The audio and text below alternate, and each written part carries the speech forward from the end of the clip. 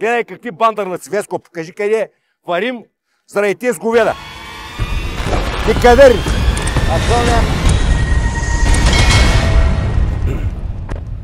Снимай, бай, Веска, къде отиваме? Се омазах, се отцапах като трапер, да ми се подиграват нещастниците дет. Аз ще измисля. Вижте, вижте. Гледайте ко стана. Да, като мен един цопол го пратили тука, си попръсква. Станах на свиня. На маймуна се обърнах да ви показвам. Добитък. И то пак някой е тъпо ми ръси мозъци. Кой спуска? Ще ме поведа. Аз да ви я свърша всичката. Мен да хулят, мен да обиждат, мен да опрекват, мен да храчат и аз да отида да свърша цялата работа. 5-10, 25 септември. Писта ми да се съобразявам. Кой ми приятел, кой не ми. Не си ми приятел. Се занимавам, ще варя строя нервите. Ще ми обяснява, че аз съм прост. И о, Еврика, добре, че се обади един човек да ни светне за другата. Това нещо, което сега ще ви го покажем, то не е към... Това се опуска отделно веселината. Веско, искам да покажеш. Вчера, деца катерих Кателин нагоре с колата. Като дива коза, си дрекам колата там по едни... Какво да ви кажа?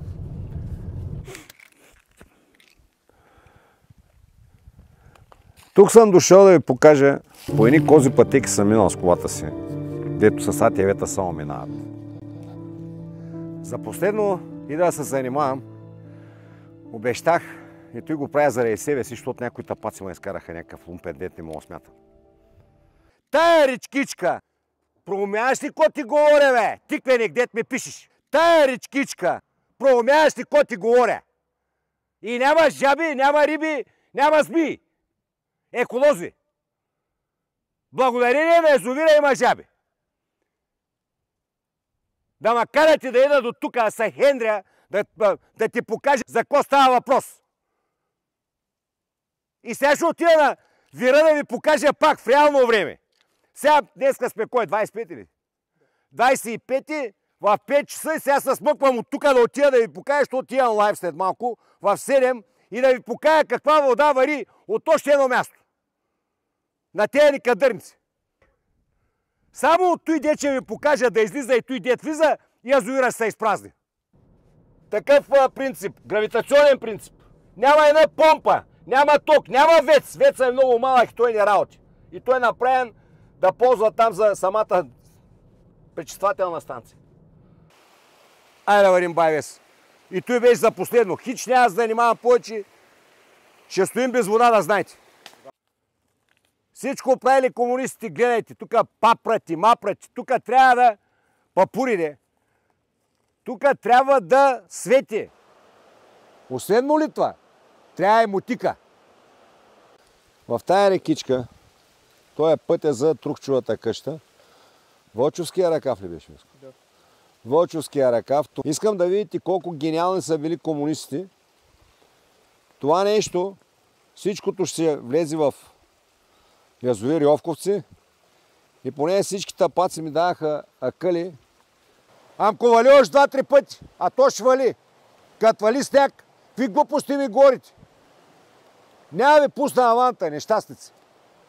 И мога ме изкарват и мене по-глупав от вас. Просто акъл не трябва. Господ, Господ, Господ, Господ, Господ си знае работа. Освен молитва, трябва и мотика. Чудо е. Какво чудо, то колко театра тук, е. Къде сме тук, виж, де бяхме? Между Плаково и Средни Коливи. Да, между Плаково и Средни Коливи. Вижте, за какви води, за какви реки, нещастници, никъдерни. Ще ми обяснява, че аз съм всяла паника и аз съм бил прост. Прост съм, но няма ми пусна аванта на тези нещастници. Чакай да наблъсна тук, че много шофьори. Те тук и мантинелите де слоиха, никъдърниците. Са прибих хората. От всякъде имаме всичко, а къл нямаме. Ба ти сляп ли си, бе? Глух ли си, бе? Не виждаш ли, бе? От пролетта ми покаваме, от зимата, а къл нямаме. Зимата покавам още. А къл нямаме. Никъдърници.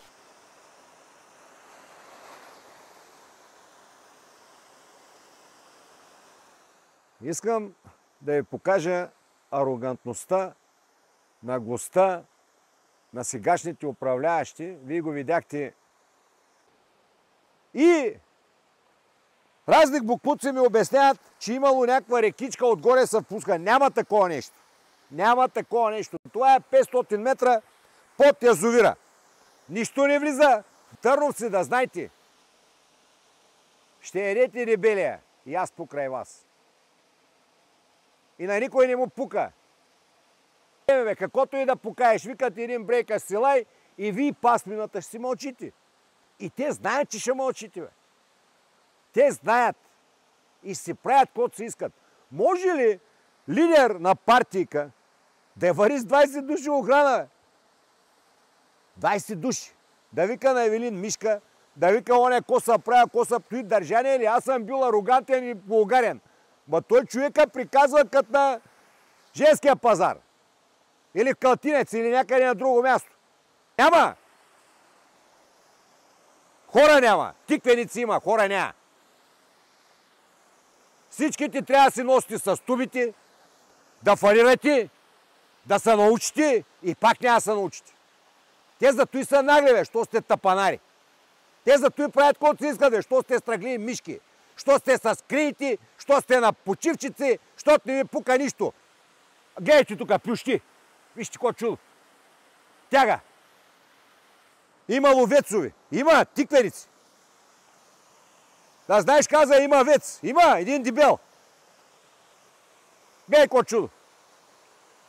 Ето и дед го снима Веско, беше сухо. Слушай, от там се влизаше в вира. Тук се парзаляха. Е там, дето и. Е там. Вира е с 2 метра нагоре. Тук ето и нещо го няма лятно време. Тоя вир отдолу го няма. Те спомяри, безсрамници. Трябва да седите с умирисани, да мъкнете стубите заведенията, деца имате, автомивките да ви спрат на всичките, ние едно да си бърчи колата с мокри кърпи.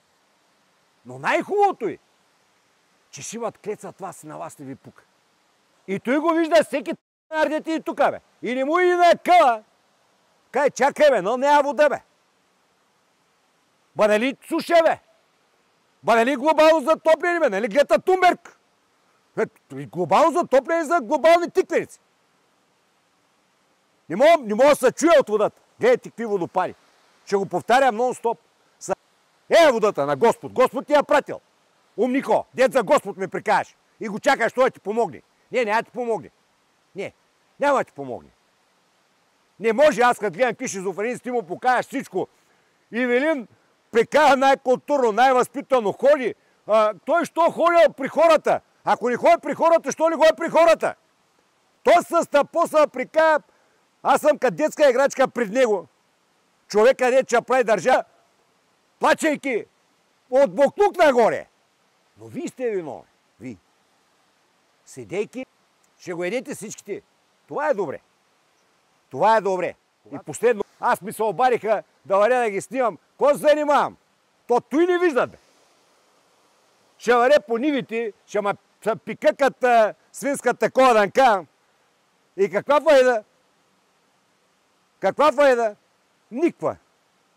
Не. Чао.